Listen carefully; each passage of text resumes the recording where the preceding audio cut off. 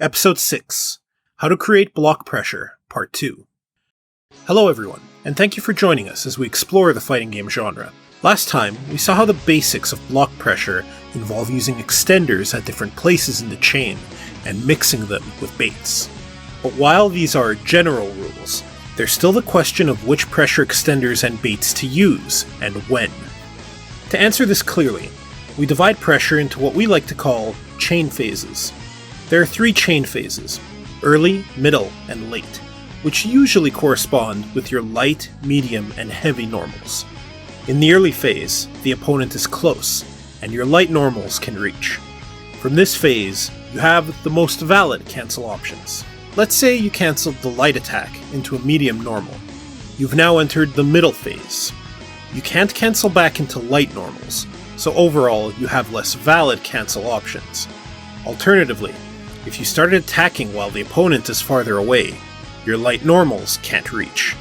You are forced to start with the medium normal, so you start straight at the middle phase. The late phase is your heavy normals, off of which your cancel options are limited to mostly specials and supers. Pressure extenders allow you to stay in the same phase, or switch to an earlier phase.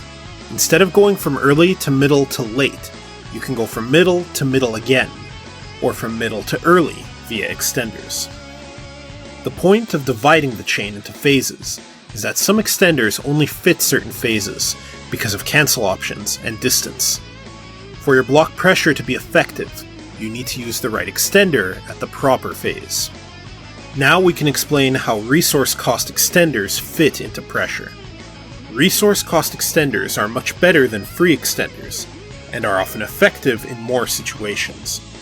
Spending them in the early phase, when free extenders will still work, would be a waste. Instead, save them for the late phase, after you've utilized bait attempts along the way, and your free extenders no longer work. Another aspect that needs to take phases into account are baits. Like the free extenders, not all baits can work at all phases. Some baits may grant stronger rewards, but in return, they progress you much further, often straight into the late phase. All of this gives plenty of room for nuance, and allows you to build a chain based on very specific goals you want to achieve. The last piece of the puzzle is what we call Pseudo Extenders. They don't grant you frame advantage, but can still extend pressure. These are very specific to characters and matchups, but they are commonly used, so they cannot be ignored. The first way to achieve this is via extremely short hit stop. Many light normals may leave you at frame disadvantage, but the short hit stop makes it hard for the opponent to react to the situation. Another method is to purposely finish the chain at a very specific distance, where your options are better than your opponent's. So despite having a slight frame advantage over you, the opponent won't be able to capitalize properly on the situation. Alternatively, you can create such situations not only via distance, but also with a setup.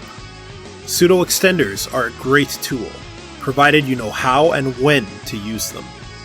We've covered a lot of ground, so take your time and explore each extender and bait option of your character in depth. In the next episode, we'll show how to approach team-based fighting games, and handle their unique challenges. Until then, take some time to think about what we presented. And if you liked the video, make sure to subscribe for more episodes.